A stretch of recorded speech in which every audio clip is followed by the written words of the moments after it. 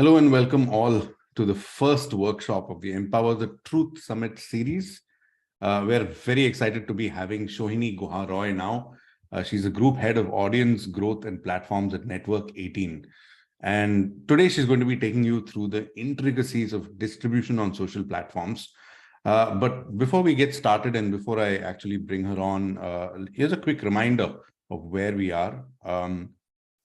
We are at today's session, which I just spoke about, but we're also going to be doing, in fact, let me do this. Let me just go back, just a reminder. So on Tuesday, we had a talk by Dr. Masato Kajimoto on the topic of how we can make the truth go viral.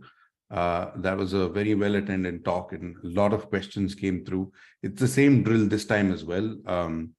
Please start putting in your questions in the Q&A box, and we'll try and answer as many questions as possible.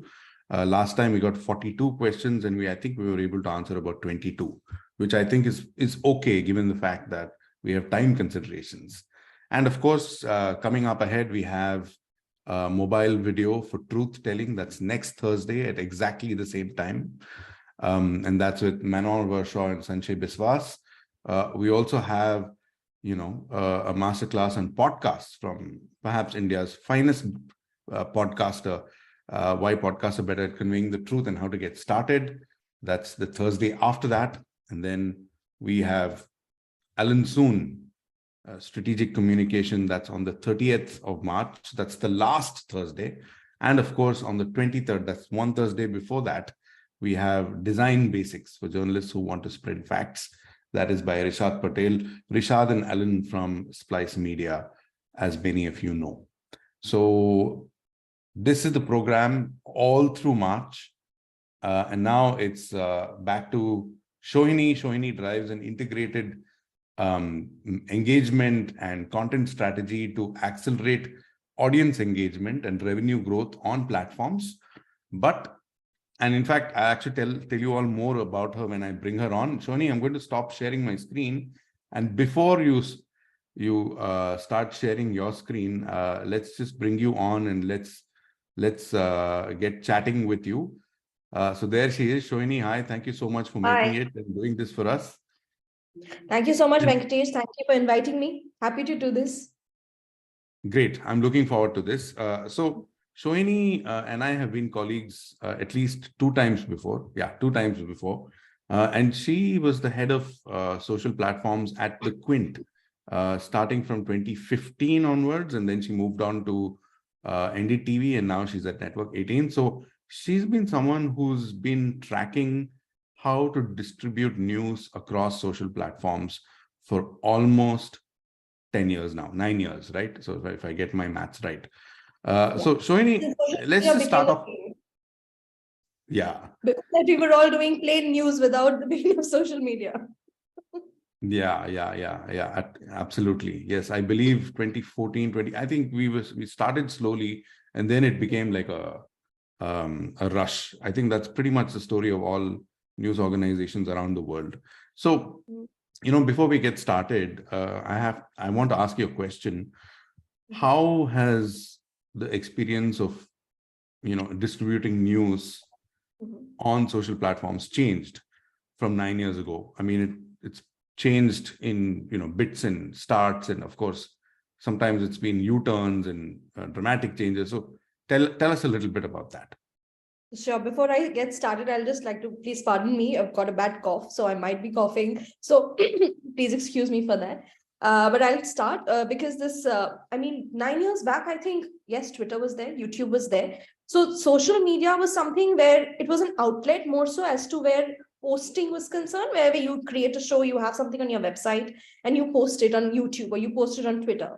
Facebook was there, but it was more popular for, friends and family sharing content more than publishers, getting into the stream of things. So, that's how it all began. And now rest is history, as we say. Even like going forward in the last 9 years, I think maybe around 2014, 2013, I think, yes, Facebook started because a lot of it's almost like where your audience is. That is where your audiences were.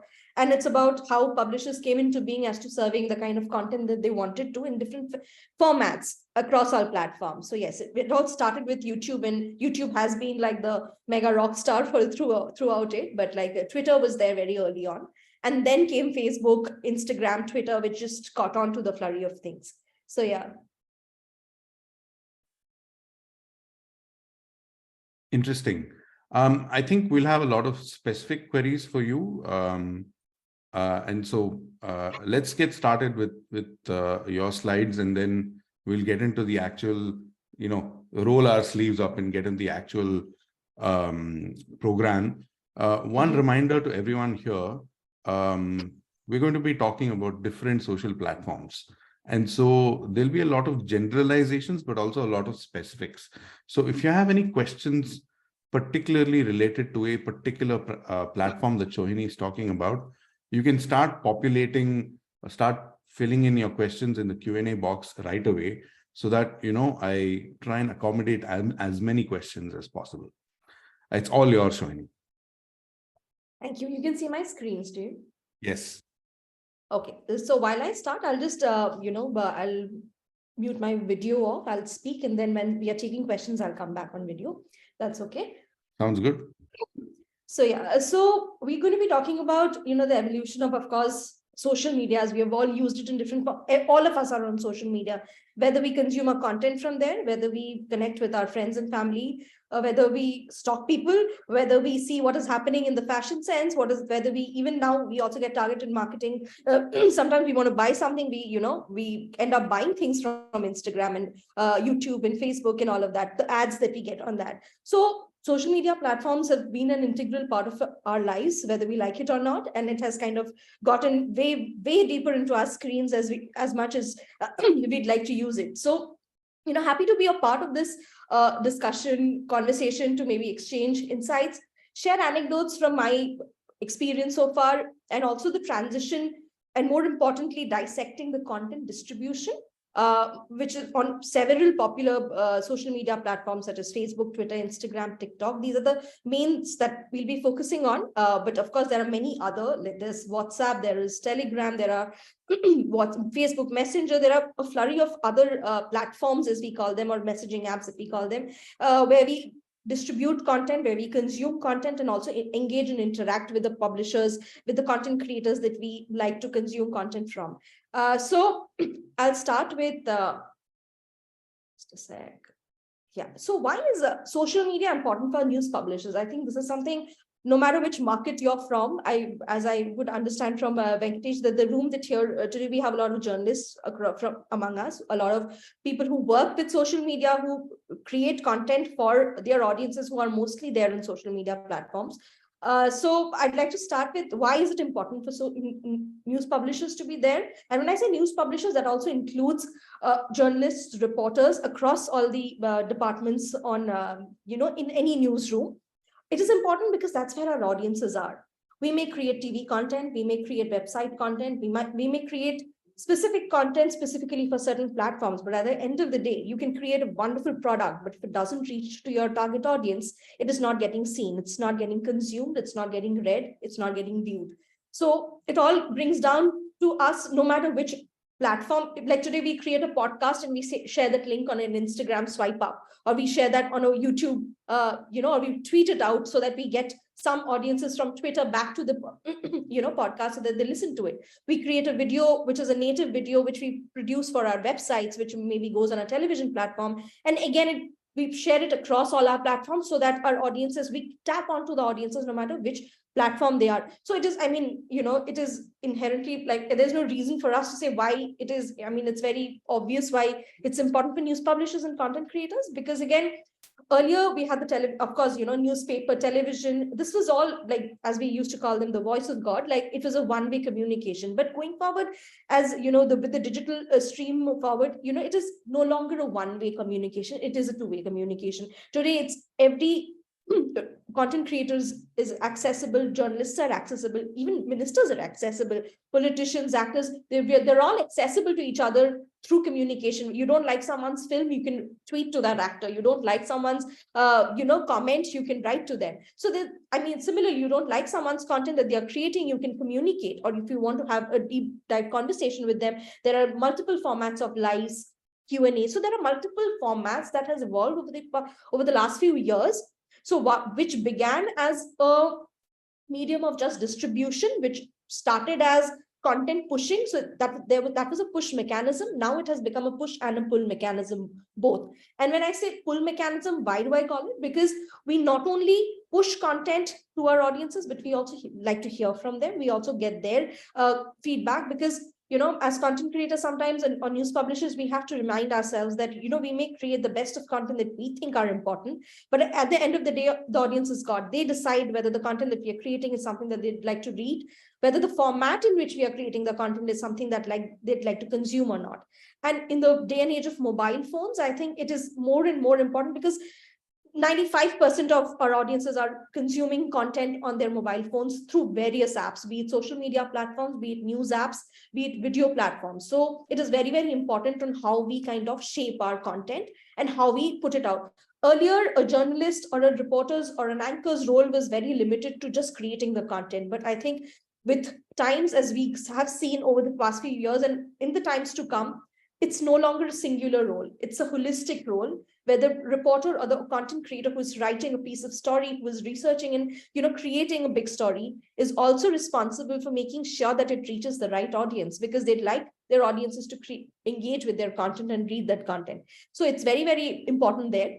So having said that, I'll just move on to first understand the audience size that we are talking about. So when I talk about the Facebook, Instagram, the Meta group, of course, and Twitter, TikTok, what is the audience size that we're talking about? These are all active users. Facebook has about 2.85 billion active users, Twitter 396.5 million, Instagram 1.31 billion, and TikTok 1.53 billion. So these numbers are huge. So and nothing stops. Now, let me start from the basic. Now, how do we start? Each of us, like reporters, journalists, we all have our individual profiles. We have our individual accounts that we have on all these social media platforms. Then some of us are associated with organizations. We are associated with news brands. Some of us are working as freelancers. Some of us are independent contributors, but we all are creating content.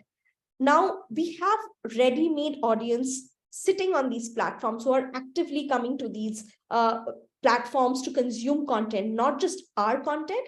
So today, a big brand like a New York Times would be, or like a BBC or an NDTV or a Network 18 would be competing with a content creator who would have 2 million followers, who would have 3 million followers. So it's no longer the competition between brands, but it is also about competing within the ecosystem among several other content creators who are creating content across genres. So it is very, very important to understand your audience and customize and create your audience, like understanding who are you creating, who is your target audience, who are you reaching to. So suppose, for instance, if you're creating a content which is very specific to certain women audiences across a certain age group, which is the platform where you should be pushing your content more, and in what format? If you're writing maybe a fantastic article, which is maybe a 3,000 word article, but do you think the audiences these days, they have the capacity or the patience to sit and go through a 3,000 word article? But they will probably not. But does that mean that you stop at that? No, you don't.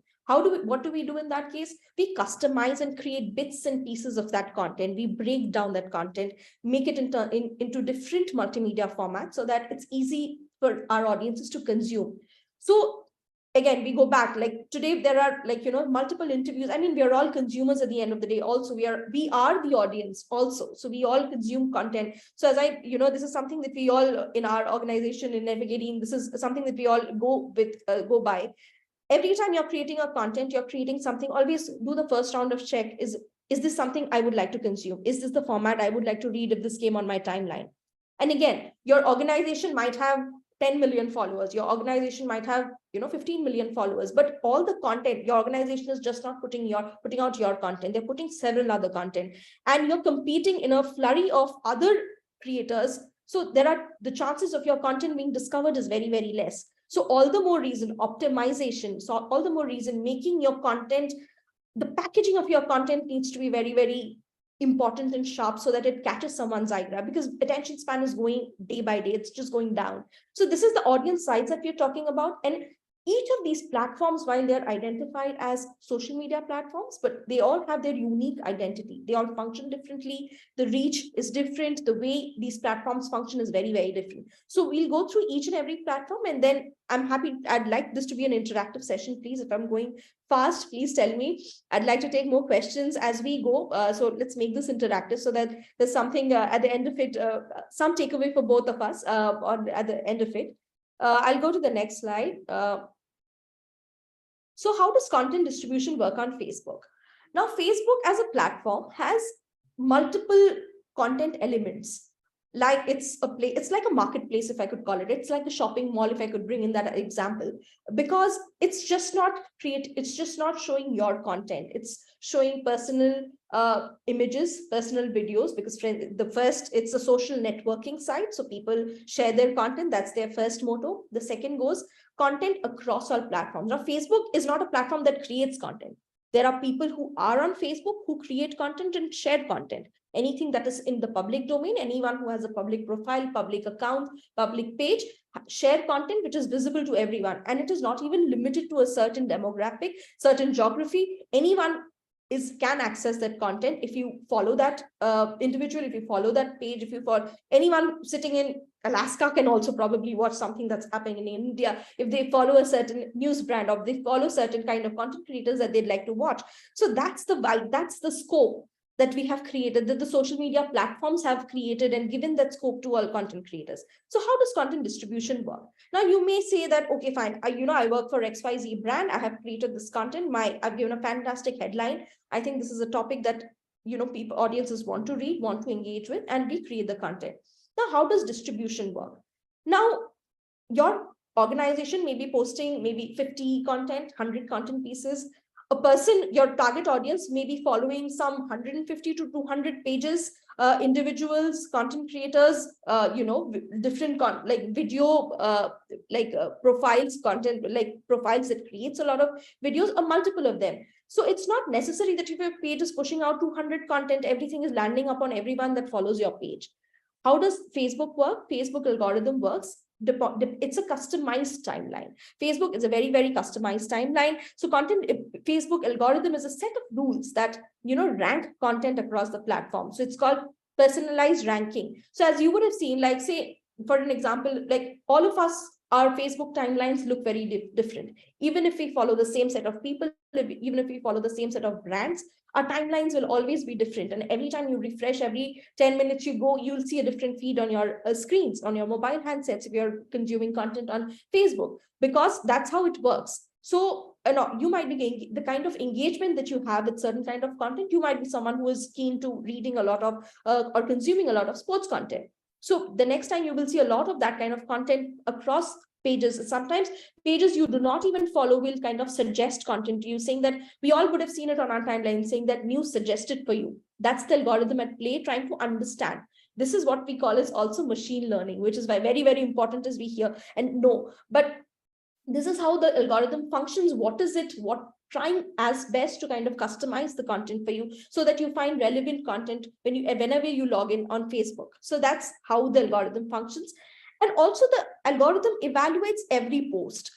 So the timeline ranking works in a certain way, which I'm going to take you through. So it starts with every time you log into Facebook on your timeline, the first thing that you will see would be a personal post from some friend or family. It will never start with an article. It will always start with a personal post. It could be a video, it could be a personal a status update, it could be an image that anyone would have shared. Next follows an advertisement. And again, these are all targeted advertisements. So sometimes there are a lot of chances, as we know how ads work. There would be chances you would have surfed something, you would have checked out something on your tab, and later you come and find that exact article of that brand, some like a handbag that you may be looking at on a different tab. You'd be seeing that as an advertisement on your timeline. That then follows videos. videos is again something, because going forward, no matter which platform we are, creating content for, distributing content for, we are seeing video consumption has gone multiple times. Like in the last at least 4 years, video consumption has gone to a different level. Now videos also have different formats. There are long form videos, there are short form videos, there are vertical videos, there are reels, there are multiple different formats. Now, excuse me. So how do you kind of, distinguish between what is the kind of video content that you should customize for the content that you're creating? Now, every full grown article is not going to lend itself to a video, but how do you lend a video element to it? How do you make a multimedia content, add multimedia element to your content that you're creating? If it's a text-based content, then on your timeline, and the fourth thing that usually comes into ranking is the story or an image post, which would be something, it could be a publisher that you follow, it could be, an individual, like a journalist that you may follow, a sports person that you may follow, anyone, it could be anyone that you follow or have even shown interest in.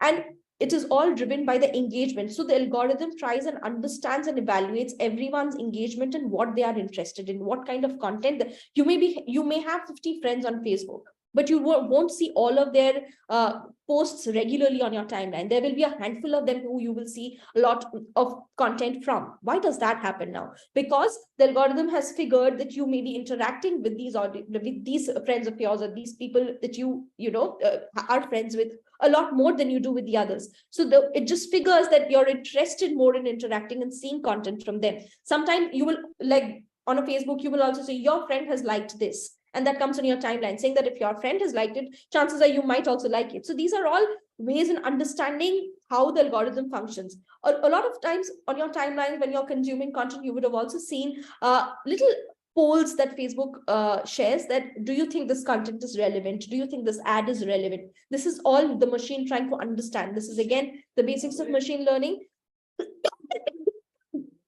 Trying to understand what is it that you're interested in. So, I mean, we have to understand the platforms where we are sharing our content, where we are distributing our content. And again, distributing content, like, maybe 8 years back, 7 years back, it just meant, copy pasting an URL and just pasting it on Facebook and saying, it worked really well, it didn't work well. Or maybe posting a video and just saying it's not working well. Now, there are multiple facets to it on how to make a content work. Like, in the previous session that we saw, how to make the truth go viral. Like, these are questions that we get regularly in newsroom, saying that, I had a fabulous story, but it didn't work. Why did it not work? Like, is there any way we could make it work?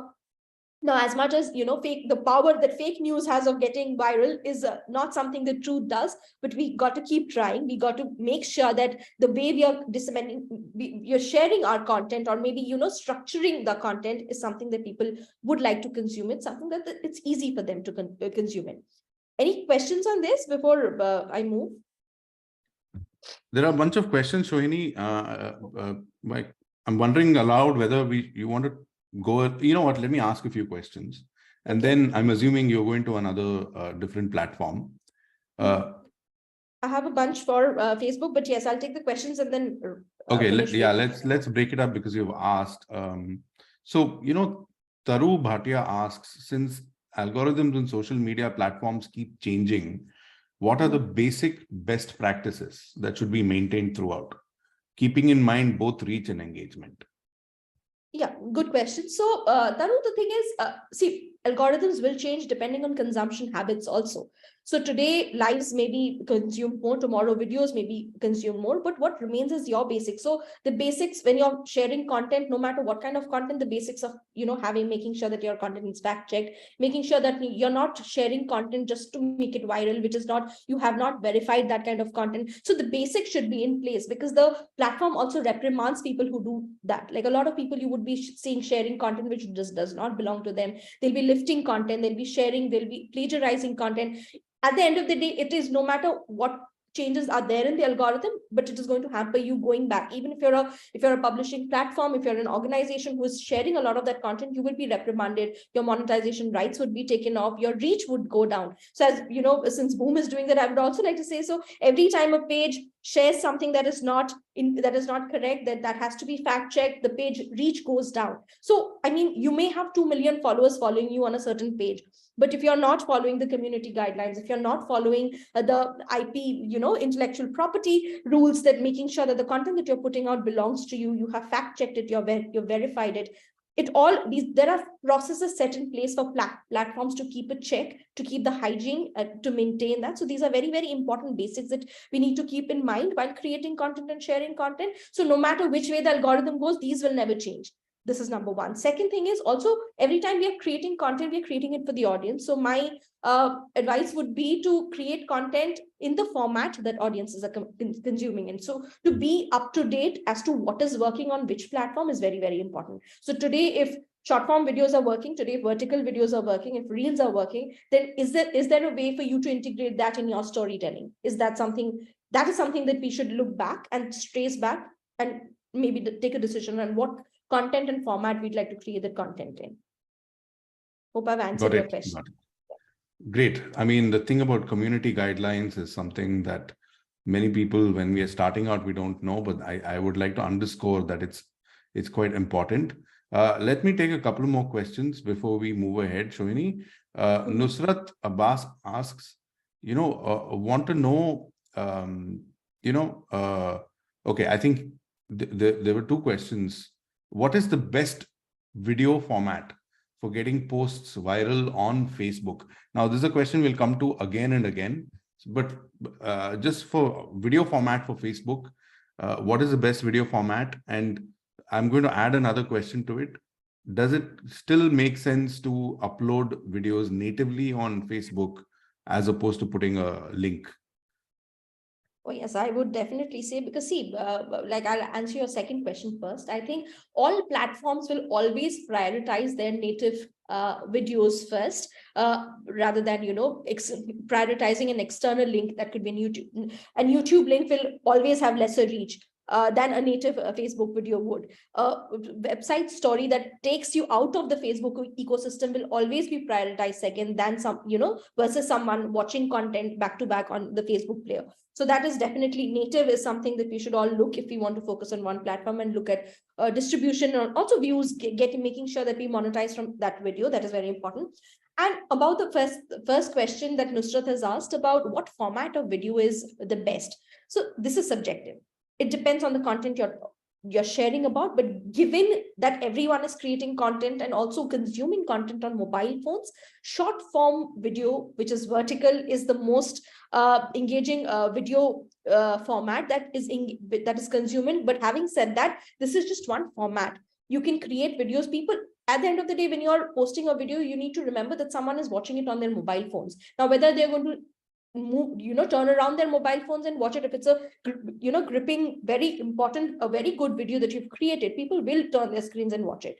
People will zoom in and they will watch it. But at the end of the day, I mean, because it's the mobile phones are vertical, people like the end-to-end screen experience. It's all about, it's a psychology. So when you're seeing an end-to-end screen, it's always very, very, appealing to the eyes, and people stick to it. So that's a format that I'd like to say. But having said that, long form content is also, like, YouTube is not all vertical. YouTube shorts are vertical, but the views on YouTube, are there for us to understand that if the video is good enough, people will watch your video content. Okay, let me ask you another question, and then we can move ahead. And I also, Sohini, I request you to, open your camera and stop sharing, because it gives it just helps us connect more during the Q&A. Yeah. Sorry, so Rohit Upadhyay asks, and he's citing his own example, but I thought it's an interesting one for everyone. Facebook page, he has a Facebook page with over 350,000 followers, and he receives more than 100K views on most of his reports. But the same videos do not perform as well on YouTube, he says. So why is this? Is it because Facebook's algorithm is different? Is it because it's determined by shares maybe? And is that different from YouTube's algorithm? I mean, how does that work? What are your thoughts on that? So this often happens. There are a lot of times we see a certain content working very well on a certain platform and not working on the other platform. So now that doesn't mean that your content is bad, because there are about 300K or people liking and viewing your content. So it's all about optimize, whether you're optimizing your YouTube page as well, the content on YouTube, as well as you're doing it on Facebook. And it also starts about where your fan base is. So if you have a certain amount of followers who follow you on a certain page, like there are many journalists who you will see a lot, who has a lot of engagement on Twitter. But the moment they post something on a Facebook, they will not get that kind of traction, because their fan base is not yet, on that platform, or they do not follow them on that platform. They follow them on a certain platform. So you probably started your Facebook journey first, and maybe later on went on to YouTube, or maybe you caught on with the tune of your fans on Facebook, and you have not been able to do that. But having said that, if your content is working on one platform, that should give you an assurance that your content is good.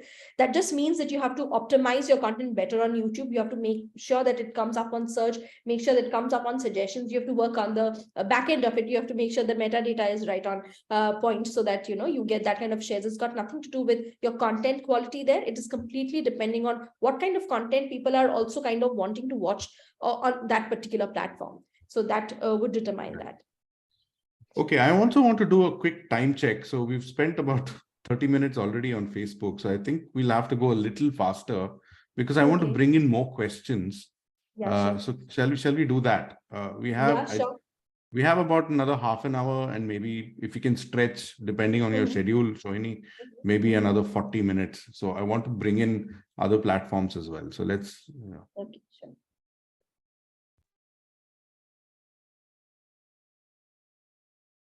Should I go to the next? Yes, go ahead. Okay. So again, I'll talk about Instagram.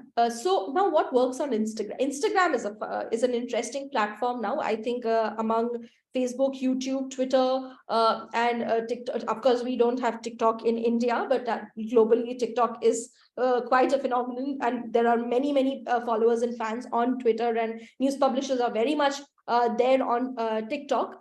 We'll talk about that going forward. But in Instagram is the new platform where everyone is interested in, and India, I think, benefited a lot. Instagram as a platform benefited a lot with TikTok not being in competition. I think a whole load of that audiences have now transitioned to Instagram. Now, how does Instagram work? Again, the Meta group, again, as you would know, Instagram, the same similar kind of form. The ranking, the timeline ranking would be very similar, but the product is very different, because it's a visual medium. So you will see more, you will only see images, you will only see videos, but different formats of videos. You would be following several influencers, you would be following several brands, you would be following several publishers there. And what kind of content that they create is that you would be following many of them. But the more you see on the whole idea is, if you're a public account, if you're a verified public account, or you're a content creator, your main idea should be people should be able to kind of understand, should be able to discover your content. And how do you make that happen? You have to make sure that you're tagging your pages, your posts correctly. You have to make sure you add a location if that's that's something that is applicable in a particular case. So say, for instance, if I were to take an example, if say a Manish Sisodia has been arrested, like a politician for people out of India. So an Indian politician has been arrested in the capital city of India. So how do we put it out on a platform where we think, this might, so that it reaches as much of your audiences, people who follow you, people who may not follow you? How do you kind of optimize that?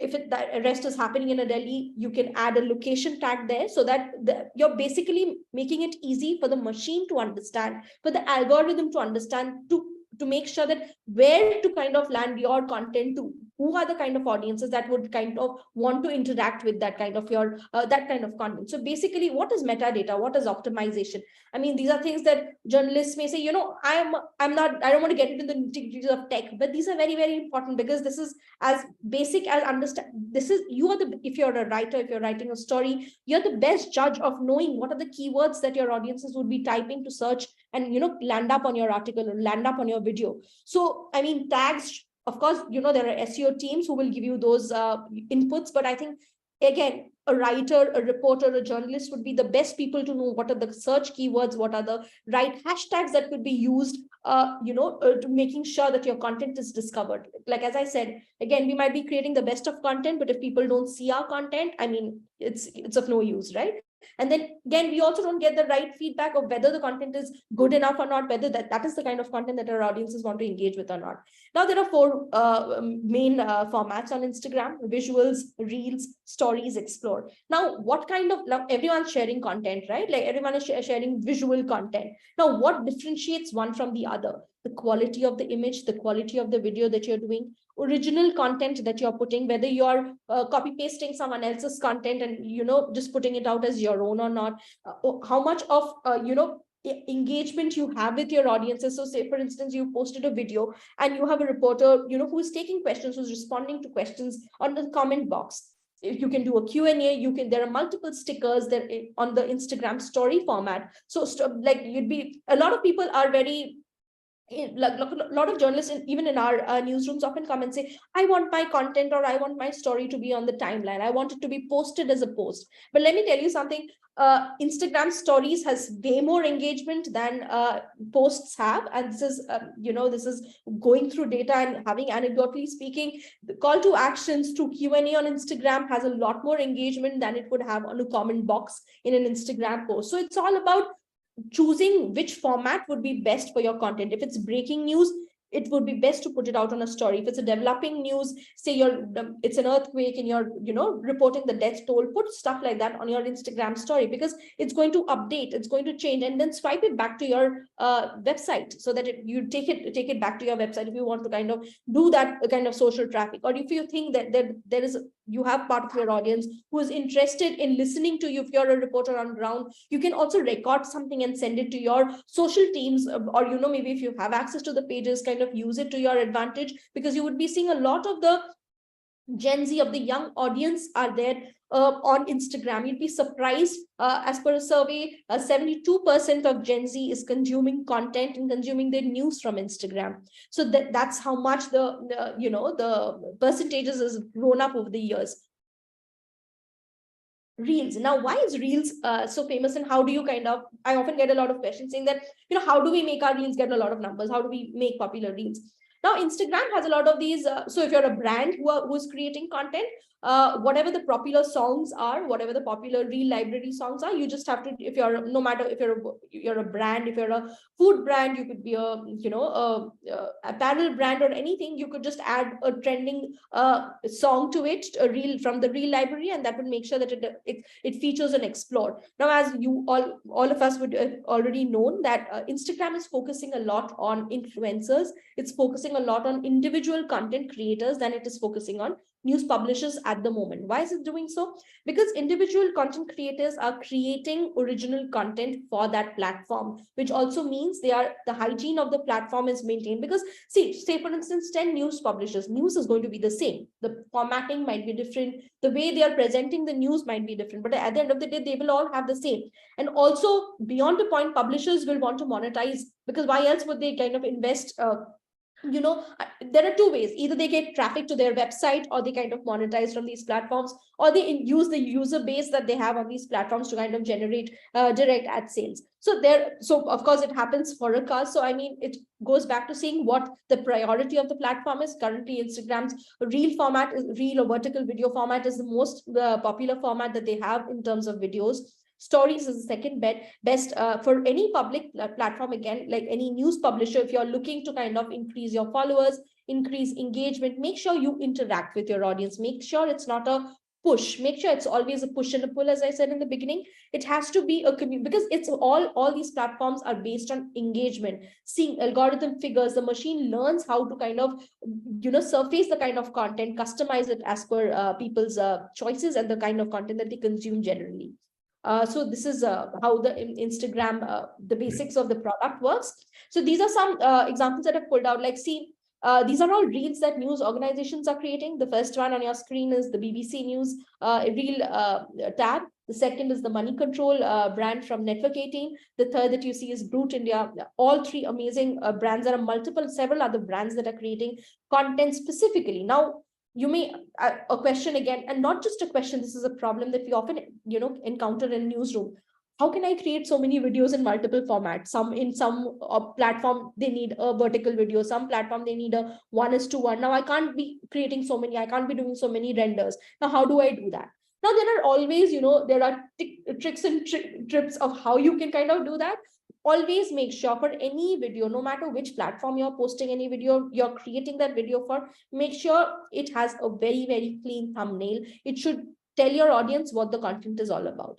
That should be the number one thing. Second, you need to make sure that the visual element that you're putting is clean, making sure the quality of the video is good. There will be times when you would be getting, videos which are not of the best quality. You would be getting string footage, you would be getting on your WhatsApp, which downgrades the quality and all of that. But you have to make sure that you package it in such a way that it is appealing to someone who will hold to that, because it's a 1 second decision. Someone who's scrolling on Instagram, it'll just take them a 1 second kind of decide whether they want to watch your video or not watch your video. So you've got to grab that attention in a second. So that's what you're competing with.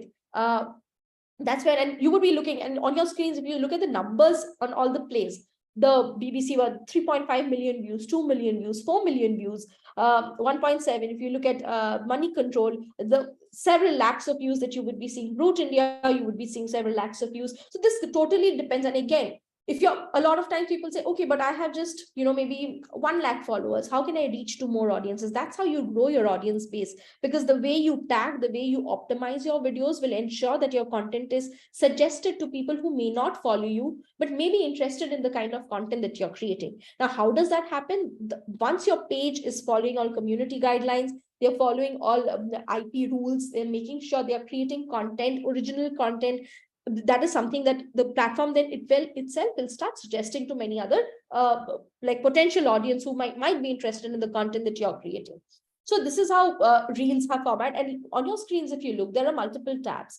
The first is the grid, and on your like also Instagram keeps on changing because they are also A/B testing to see where your audience is, which are the buttons that audiences go and click first. You can edit these days a lot of, because again, earlier, maybe 10 years back, we had newsrooms where we had a news producer, we had a separate desk who used to sit and edit videos, there was a separate desk who used to sit and encode. We don't have the luxury of so many people now, no matter how big a organization you are, because in the digital world, it can all happen in a phone, it can all happen in 30 minutes.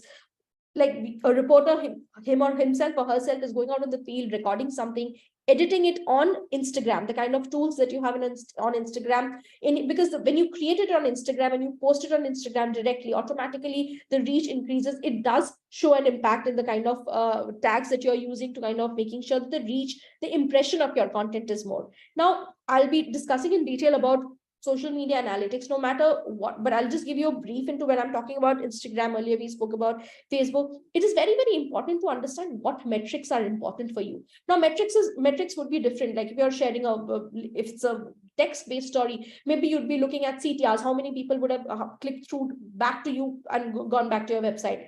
This is how newsrooms also calculate their social traffic that they get from various several platforms. The second thing would be what kind of views. If it's a video, then how many views are you getting? If you suddenly see that this is a good video, but maybe I posted it at, like say for instance, now someone posts a video at 11 o'clock or maybe 10:30 in the night in India, and they post the video might be a fabulous video.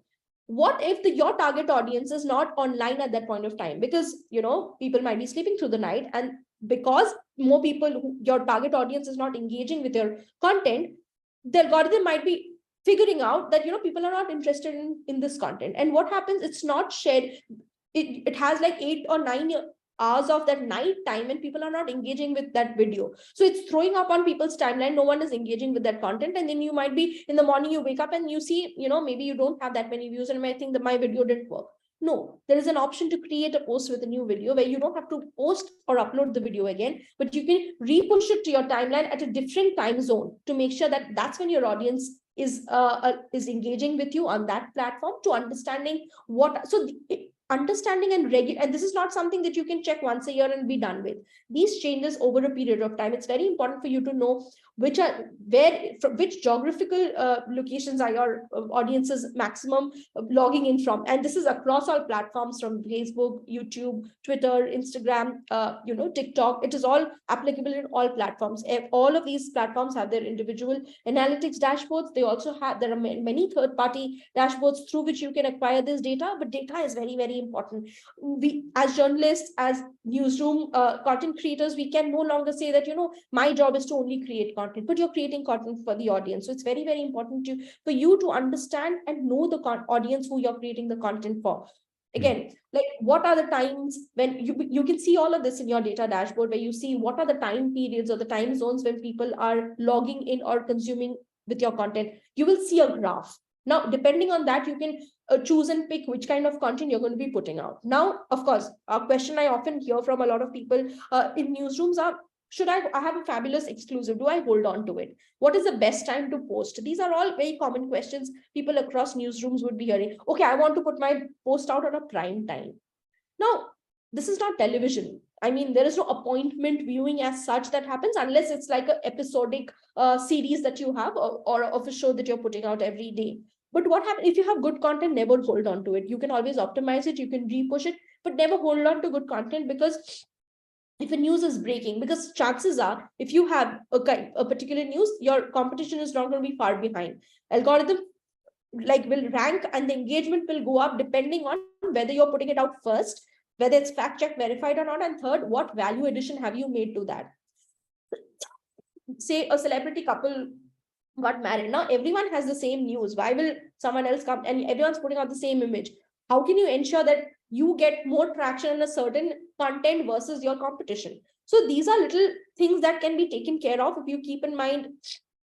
If you look into the analytics, if you look into the the content audience behavior of certain platforms for your brand, and mind you might be changing jobs, you might be changing brands, and each brand will have its own identity. Each brand will function in a different way, because your audiences are different. Languages across, we talk about English, there are multiple languages, there are multiple. In India, there are so many languages where content is published and videos are consumed in. There are hyper local stories. There are a lot of human interest stories that are interested in, and these are all content that people consume and like to consume. But again, at the end of the day, it all boils down to how you're presenting the content, how you're optimizing your content, how you're writing it. Are you giving it all out in the caption? Are you giving it all out in the header? Are you making sure that you're putting in the right tags? Now, sometimes when you're tagging a story, you might be, a journalist would be thinking, okay, my story is related to this. I'll just put 4 or 5 keywords which are pertaining to this particular story. But no, you can also put something which you can put, if it's an India centric story, you can put India. If you think NRI audiences would be interested in the content that you're in the content that you're posting, then you can add certain location tags. You can put certain keywords which might help the content figure out on more people's timeline. So this is how we can work on optimizing content for Instagram. I'll go to Twitter. Now Twitter is Sohini, sorry. Can I just stop for a few questions, because Yeah, sure. a lot of questions related to Instagram. So if you can open your camera and stop sharing your screen. So my I want to do a time check. It's 6:17. Well, we'll try not to go. We'll try to put everything in, fill everything in this session, of course, but not go too fast. So that people get it. And a lot of things you've said, I want to double down on specifically. So let me ask Parvati Mohan's question. Could you elaborate what is meant by optimizing on these platforms? So let me try and answer it for Parvati, and then you can tell me if I'm right or wrong. So when you mean optimizing, you mean things like make sure the thumbnail is right, make sure all the title and description and the hashtags are correct.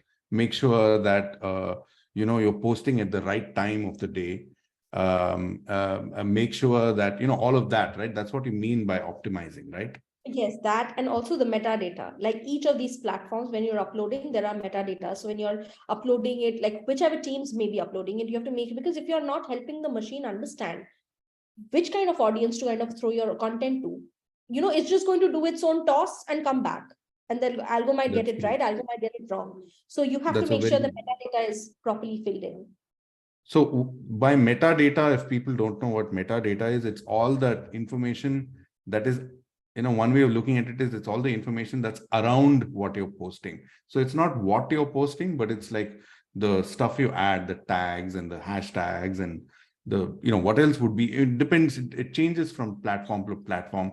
I would say on a YouTube, metadata would be the tags, the title, the description, and also stuff on the back end, right? All the tags on the back end.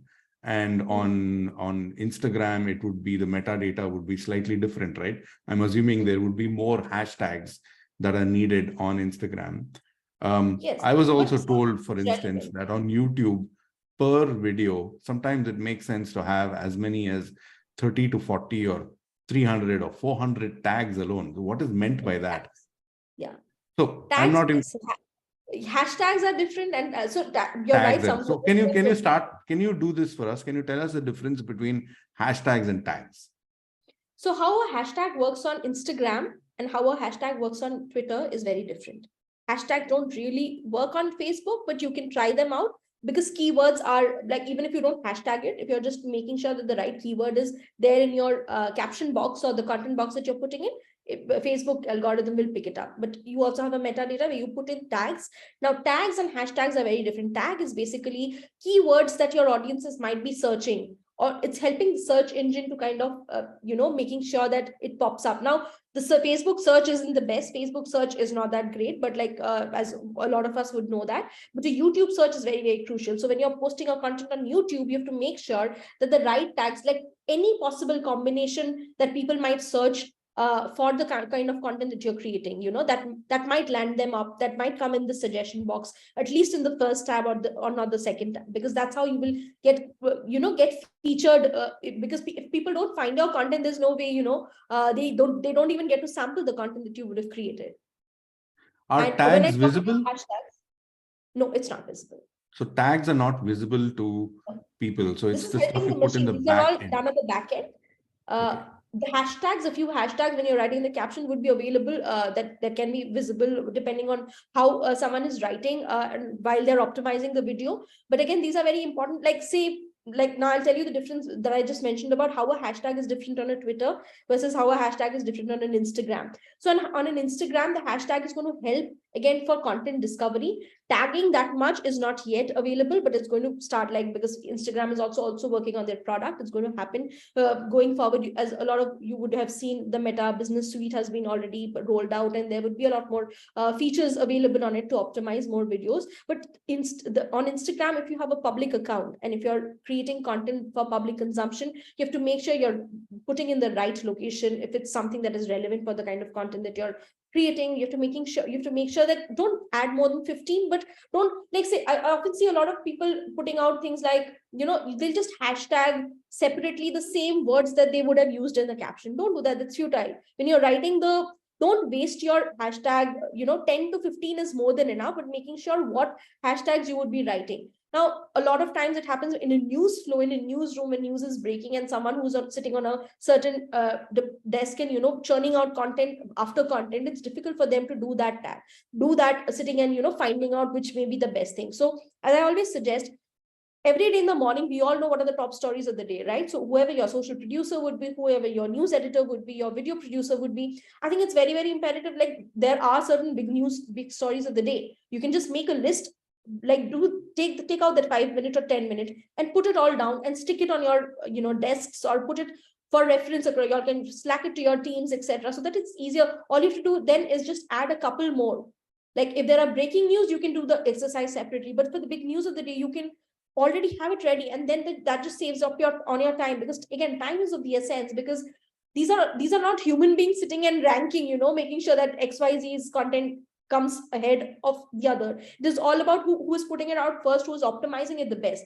Sometimes you might put out the content out first, but if you're not writing the right headline, if you don't have the right keywords, if you're not putting in the right tags, it might not feature up. It might not even come. And sometimes you will see someone else might have put out a video. Maybe they have just, maybe a 1,500 followers, but their video would just go viral because more and more people are sharing it.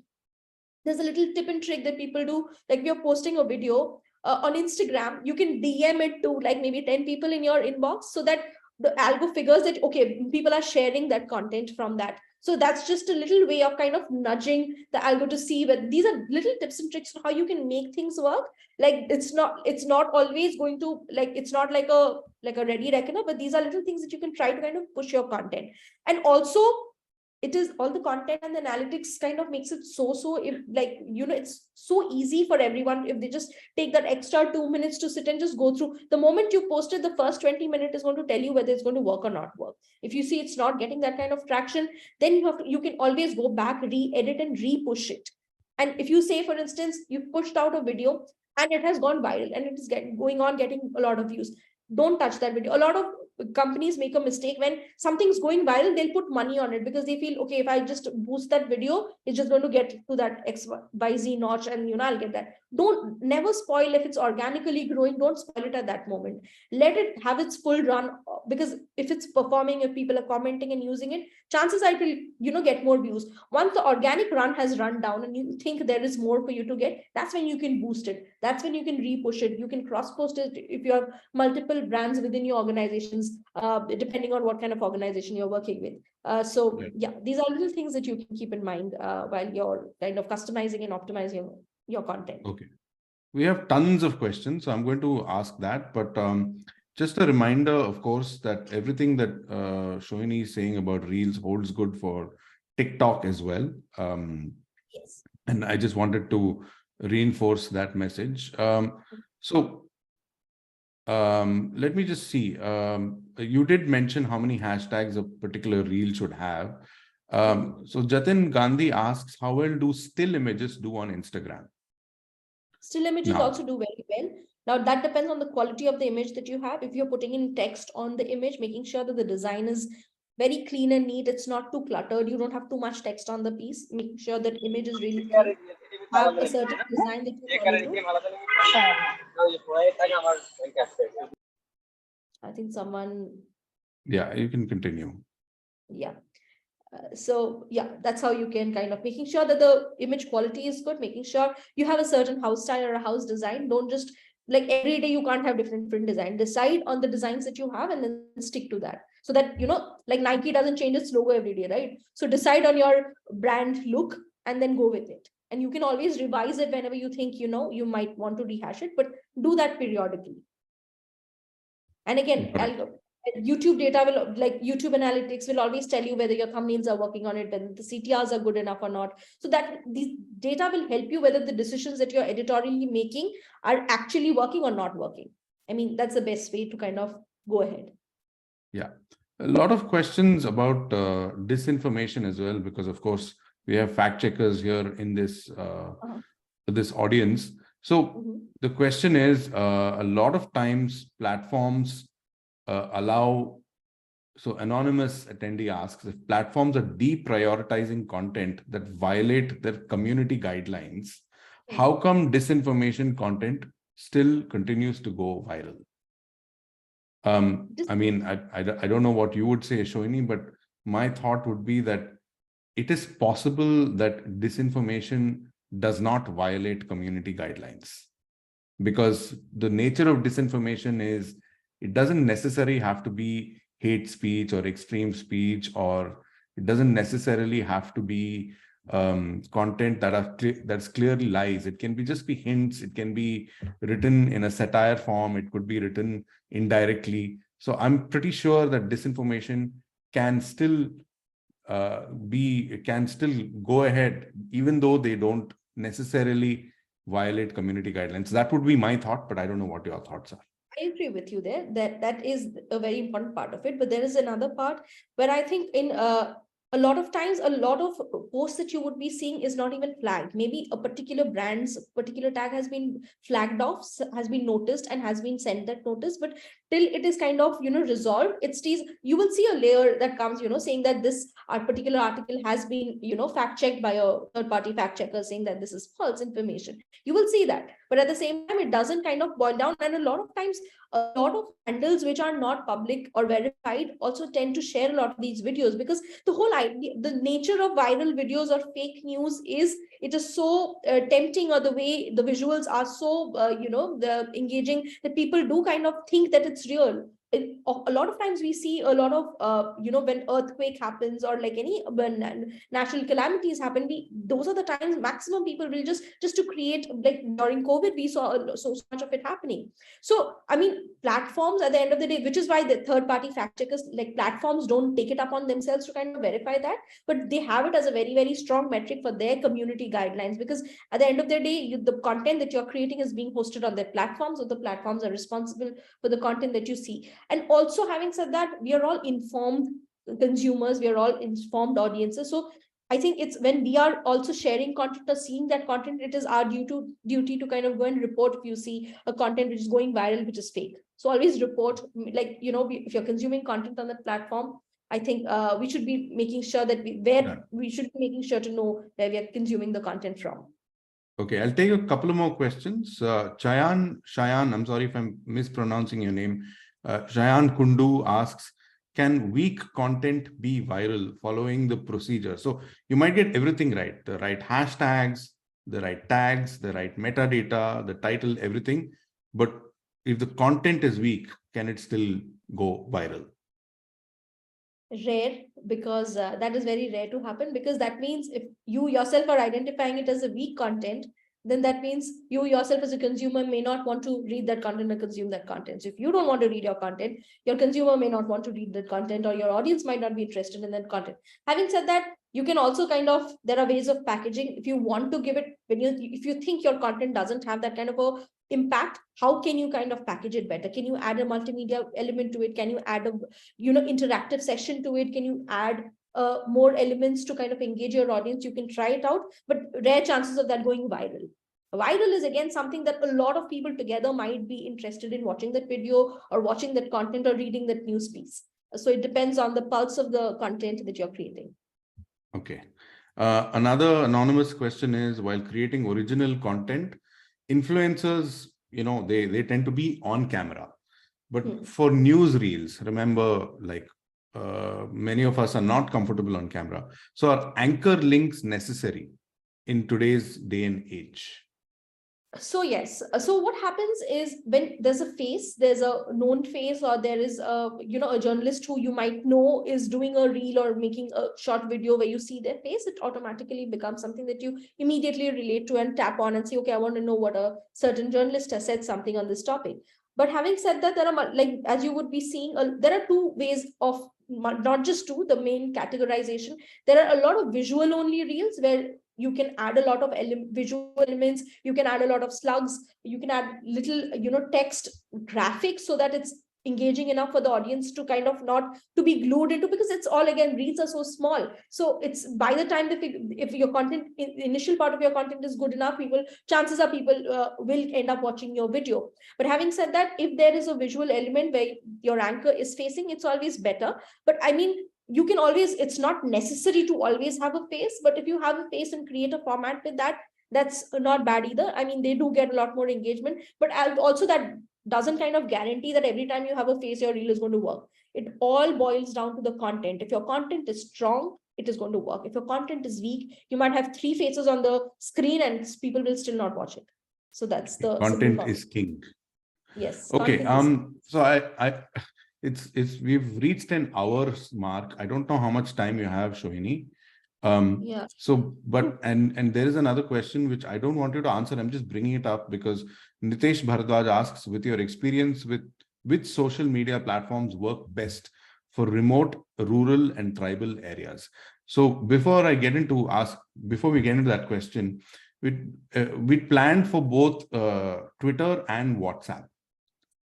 We talk about both, right? So maybe we can continue with Twitter right now, Sohini, as you planned. And in the interest of time, I'll give you like a bell in about 5 minutes so that we can move on to the next topic. So please go ahead with Twitter.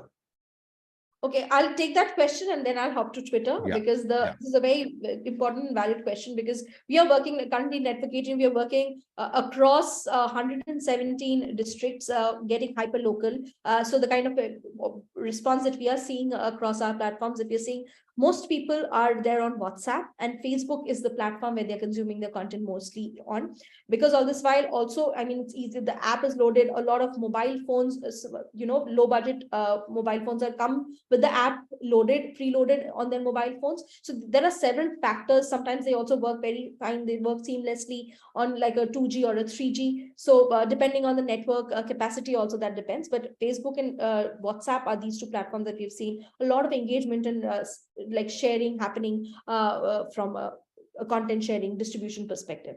I'll move to Twitter. Twitter, I think, again, all of us have used Twitter, but pushing content on Twitter, I mean, all publishers will know we don't get social traffic from Twitter. So why are we all there on Twitter? And why do we have so much of following? Because Twitter has become like a perception game. It's like if you're there on Twitter, how many followers do you have? People, a lot of journalists are there. It's become like more of a, it's become something like a coterie of people who are there. So you would be sharing it to kind of know, to getting to know what is happening. A lot of times, a lot of content is like Twitter has also become like a news source, because a lot of politicians, a lot of government bodies, a lot of these news sources would be putting out content first on Twitter. So you kind of also curate and create stories out of it. So Twitter is a more, like, I would say, call it more like a perception game. So if you're a journalist, of course, being on Twitter really helps, because sometimes news breaks on Twitter these days. So I mean, and Twitter has been going through a lot of changes. We will be seeing, but for any reporter or journalist who is kind of on Twitter, I mean, if you're news gathering, if you want to be part of a conversation, always have, there are multiple topics that you can follow. There are multiple lists that you can create and follow, which kind of curates your experience of, getting that kind of content, the customized content that you that you want on Twitter. But Twitter's algorithm functions very, very different from a Facebook or, or how a YouTube or Instagram would work. So a lot of text content is often kind of like a lot of singular tweets will go viral, but it will not lead you back to your website traffic, because it's a very on-platform consumption kind of a like a model that Twitter has, and that's the kind of a behavior people have developed over the years of consuming content on Twitter. So I will go. So Twitter. Any questions on Twitter? No, you can continue, and then we'll come back to it. Yeah, so that's about, like, so if you're creating again content, like, always don't write too wordy things. Again, if you have a story that you're sharing, do not write the same headline that is already there in your tweet, like the caption that you're writing. Always making sure that how you write, again, good writing is very, very important. Don't copy paste the first paragraph of your article. Don't just rewrite whatever. Like, a lot of times, a lot of CM, like, publishers, CMSs would have multiple fields for reporters to fill in for Twitter, Instagram, any other social platforms, making sure. But people often copy paste it. Don't do that. Try and write it better, because I'm sure all of us, when you see a lot of journalists, when they are tweeting themselves, when they are writing their own tweets, they tend to write it in a certain way. But when publishers are pushing it out, the way it goes, the formatting is not always right. So I mean, try and personalize the content that you're creating. And I think Twitter is, again, I'll stick to what I just said. It's a perception game. I mean, it's all about how many followers you have. A lot of brands are interested, if they're advertising with you, they're interested in going viral, or they're interested in going, if I'm trending or not. We all know how trends have become more like of a joke of late, because, most of the trends are not even valid. So sometimes use it, but with a pinch of salt is what I will say. But there are multiple platforms, so you can pick and choose which platform kind of benefits you. But it's important to be on every platform that you're where your audiences are. Yeah. So that's on Twitter. Now I'll come to TikTok. Now TikTok and Instagram has a lot of familiarity. Now TikTok, like, while YouTube has YouTube Shorts as one of the many products, their main offering is videos of different shapes and sizes, out of which YouTube Shorts is a popular format that they have. Instagram also has multiple products. They have a lot of stories. They have videos, images. Video is another. Reels have got really done well across, like, globally it has done well.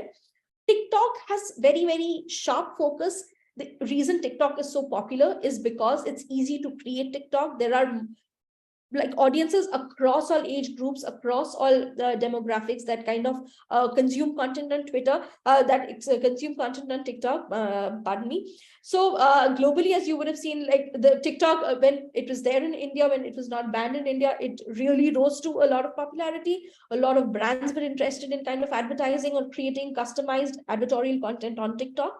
But having said that, looking at on your screens, if you look, BBC's TikTok following has grown by 20 times in the last 9 months.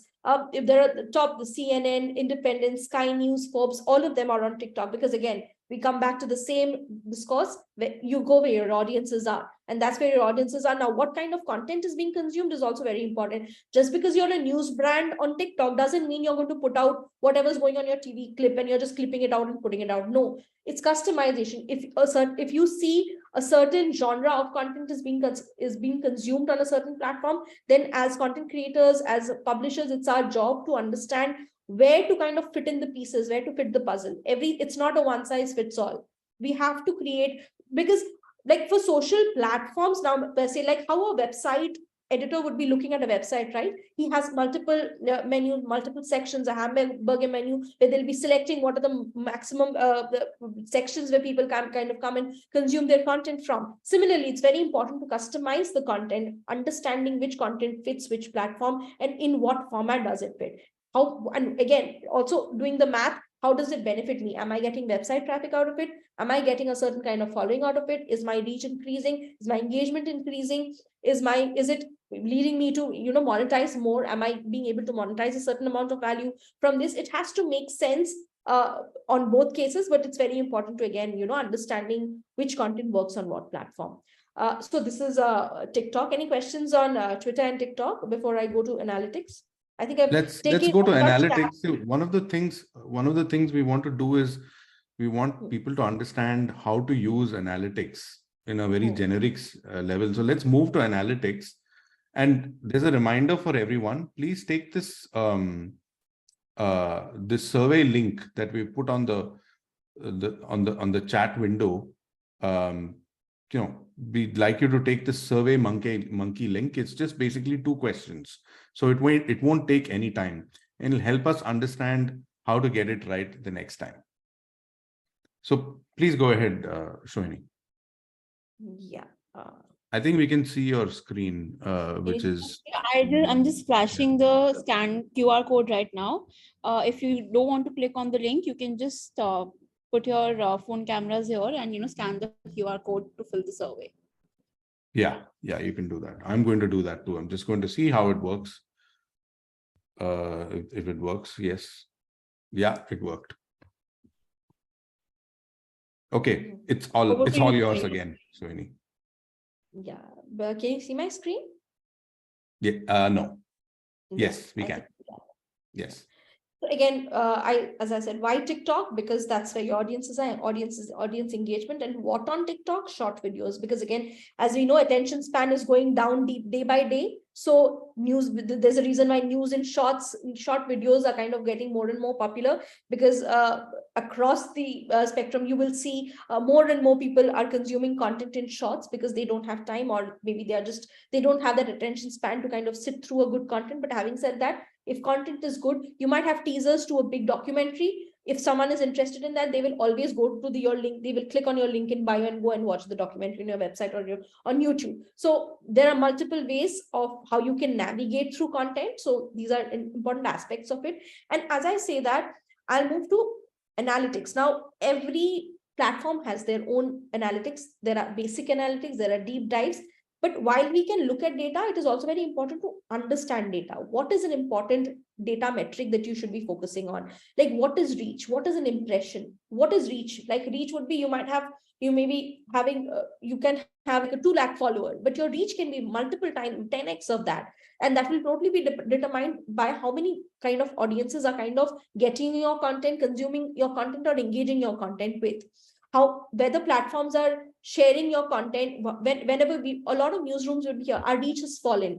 Why do you see that? Because there would be some community violations, or there would be something, for some reason why Facebook or like an Instagram or like a YouTube would not be sending your content as suggestions to other people who might want to be interested in your content. So there are multiple aspects of understanding how reach works, how view metric, like just by looking at a 3-second view, is that enough?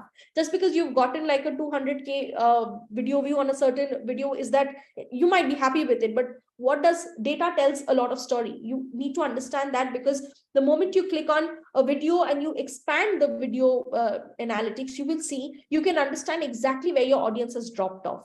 Does that mean that you can make a change in your script? Like, gone are the days when you kind of build it up and then kind of show the whole thing. People don't have that kind of attention. 3 seconds, you can grab them then, or you lose them. Like, even if a viewer has watched it over a minute, you can monetize that video, because at the end of the day, you're creating these wonderful content at your own cost, at your company's cost, and you're putting them on these platforms. It has to make you money also, right? Along with views, engagement, it also has to make sure it is monetarily viable for your company that you're creating. And that's how you kind of get to creating content and sharing it across platforms. So these metrics are very important. Which part of the country, which part of the world are people consuming your content? You might be sitting in India, but people might from across the world are kind of consuming your content. What are they watching? Data will give you that kind of a deep dive. What time are people logging in? So that helps you understand your audience behavior.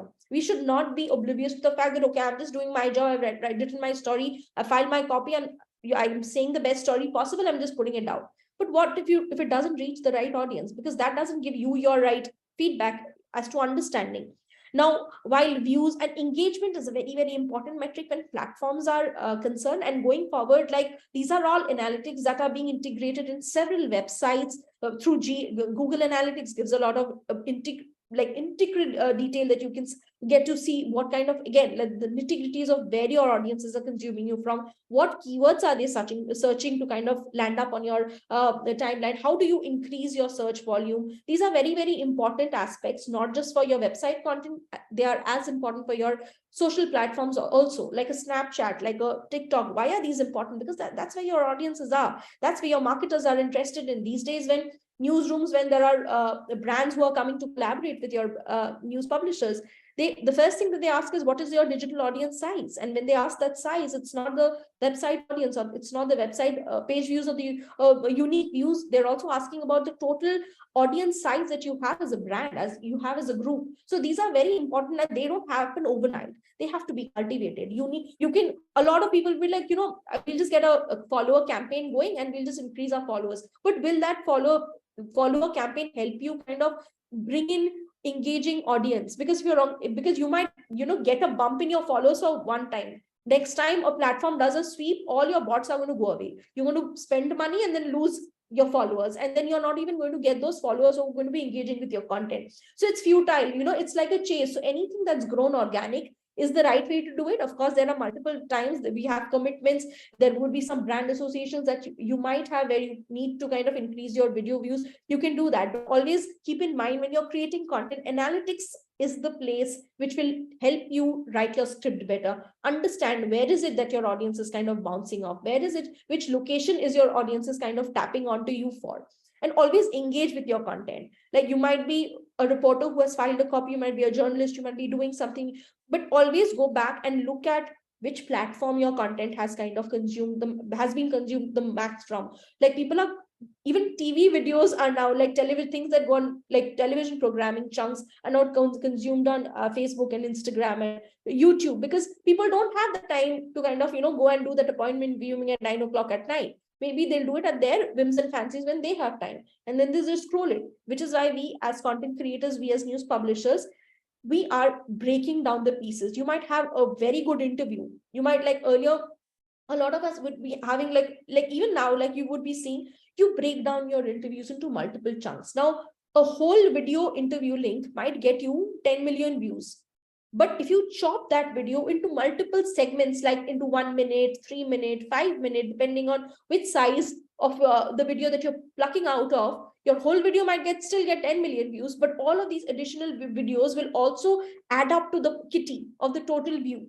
So you are increasing your audience size, you're increasing the chances of your content getting featured more and more. So this is how you can optimize content, how you can curate your content. So this is all about how you present. So these are so analytics are very, very important. A lot of newsrooms have analytics dashboards like on their newsroom screens, so that it's easier for them to understand. It also kind of builds a good a healthy competition within writers and reporters to understand which story is performing, which content is working best, and what have they done that we can kind of make sure that we are trying it out. So data is a very, very good storyteller to us to understand whether how we are doing, and it's like a report card of sorts to understand where we are doing right and where we are going wrong. So which is why analytics are very, very important. And all of these platforms have very easy analytics dashboards. You can watch it on your mobile phones, you can see it, you can click on per video, per post, and kind of see the reach, you can see the total demographic, you can even see the gender wise a distinction between how many men have watched it, how many women have watched it across age groups. So that gives you a purview of understanding again your audiences. And again, it's very, very important to know your audiences who you're creating content for. So that's all from me. Yeah. It's fantastic. Sohini, there are a lot of questions. Yes, happy to. But yeah, before we get into the questions, you know, there are three things, there are 2 or 3 principles I want to draw out from what you said, and just to reinforce the message. And I remember there is a journalist, Paul Salopek, who is walking the world for National Geographic. And he's one of these old school reporters and journalists, and he writes a lot. And he, of course, takes a lot of photographs and small videos. So all of that is on social media. So he told me once, and this is during a workshop, a journalism workshop, before he used to spend 100% of his time doing his journalism. But he says, for every 5 hours I do my journalism, I have to spend at least 2.5 hours trying to reach that journalism to an audience. That means, he says, 50% of my job is to make sure that what I'm doing reaches the audience. So that is how radically journalism has changed. And fact-checking, of course, has changed. Though, of course, fact-checking is new and it has come of age during the social media and algorithmic age. So I think we all know that, but it's still good to reinforce that message that 50% of our time, if we are able to put it on distributing the news, that works. That's one. The second thing I learned from this session, Sohini, is analytics, of course, is extremely important, and use analytics as a way to guide yourself and also try different things out. And if it doesn't work, try something else. So that's the second message I got from you. And of course, I'll come to the third message in a while, but let's do a quick roundup of some questions. I do know that there's just a few minutes left. Not all questions can be answered.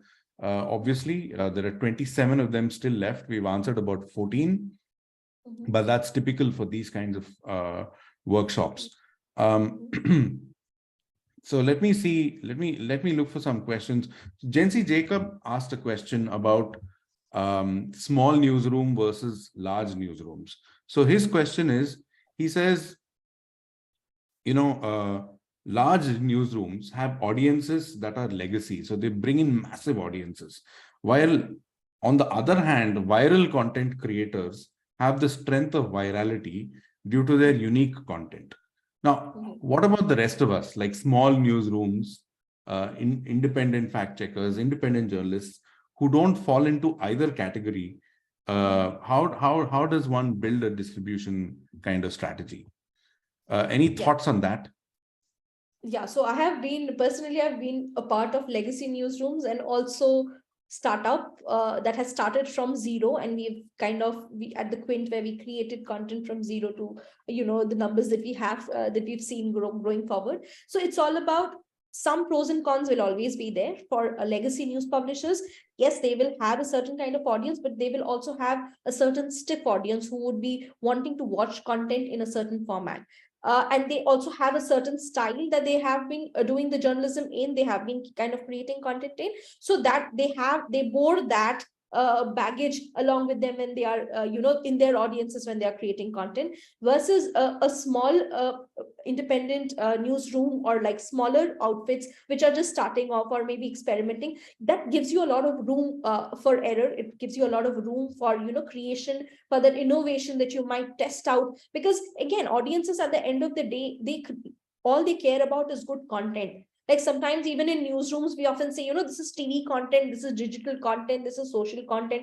For an audience, it doesn't matter where the content is coming from. It has to be content that is properly produced, properly written. It has to be fact checked, and that is all that they care. They don't care whether it's a TV stream or whether if it's working fine, if the audio is fine, visual is fine, it passes on the message, it's good content, people will watch it. So for smaller newsrooms, I think they should be very, very experimental. And as I said, use data as your friend, for each and every, as you're building, because the scope of error for you would be less, because legacy newsrooms already have like of a certain kind of audience that they have set. Now when they are experimenting, of course, yes, they do get a certain kind of already ready audience that they have, who they can tap into. But having said that, the error of margin for them would be very less, because any little thing that just is off character for them takes a lot of time to kind of build that habit among their audiences. So there are pros and cons to both.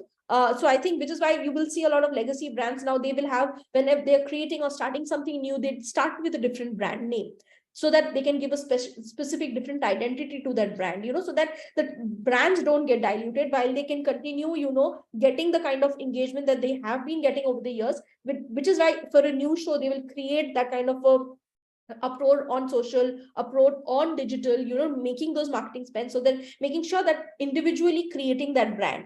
Now that individual brand is as good, yes, they can tap into their mother brand and kind of get that kind of engagement, which may take the original or a smaller brand to get. It may take them that time to get there. But having said that, if you're creating good content, listening to your audiences, and again, always, if you're trying out something, your data says it doesn't work, give it a time frame, and then step back and try something else, as Venkatesh also said. Because it's very important to be not stuck in that headspace, because just because we think this format is good and we think this story is good, or this format of storytelling is good, we should listen to data, because data is telling us real-time experience of our audiences. And I think that is important for us to save our time and save our money, and kind of do things in the format in which our audiences are consuming us. And you have to curate your audience, is what I feel.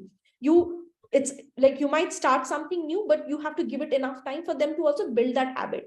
So on day one, you will see 10 people, day two, because people also discover it in a span of time, right? So give yourself that considered time. And once you have you have the data, take a decision. Always take data back decisions when you're trying out anything new or trying to build up from scratch, is what my experience has been about. Great. There are tons of fantastic questions, and I feel sorry that we can't get to every one of them. Someone asks, can you expand upon social media analytics tools and suggest a few social media analytics reporting tools? That's from Anisha Bezbarwa. I'm assuming each platform's own analytic tools is a place to start, Sohini? Yes, absolutely. I'm not going to name any third-party tools, but yeah, there are plenty of them. Just one Google search which will help you. But I would swear by the own platform analytic tools that one should refer to. I mean, they are the best. The Creator Studio on Facebook, CrowdTangle on Facebook, Twitter Analytics Dashboard, Instagram Analytics, YouTube Studio. These are all the first. I mean, they have enough data for you to kind of get all your insight from. And Google Analytics, of course, kind of which helps you trace back to how much of social traffic you're kind of driving to your brand. So, but yeah, start with these, because these are extensive enough to kind of cover all your points. Excellent. I think we'll leave it at that for the moment. We'll send you some of these questions, Sohini, and since you've also advertised your Twitter handle, I was anyway going to ask people to reach you on Twitter anyway, so that you've already given us permission. So please follow her and send her your questions directly. And I think Sohini will happy to take them, figure out some time to, on her behalf. I'm speaking Sohini. I'm so sorry for that. Yeah. I'll do that over the weekend. Yeah. Send me your questions if you have anything. I'll get back to you by the weekend. Yeah. Yeah. There's no such thing as a bad question. So please send not at all. whatever questions. Yeah. And And thank you so much, Sohini. Thank you very much. It's been a pleasure, and it's been a start for many of us. Thank you so With much. this, thank you. Thank you so much for inviting me. Thank you for the lovely questions. Sorry, couldn't take all of them, but we'll try and take as much possible later on. Yeah, and thank Yeah. you. So, yeah, we answered 15. So that's great.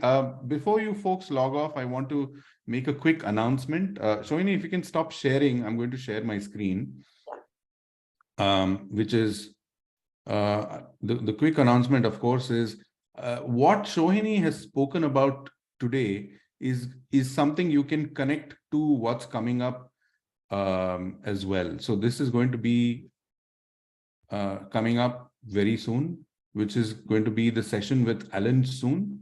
So Alan Soon is also going to talk a little bit about strategy when it comes to strategic communications. So we've had an immersion into tactics and a little bit of strategy, but Alan is also going to give us a workbook or a kind of workflow on how to get the strategy right.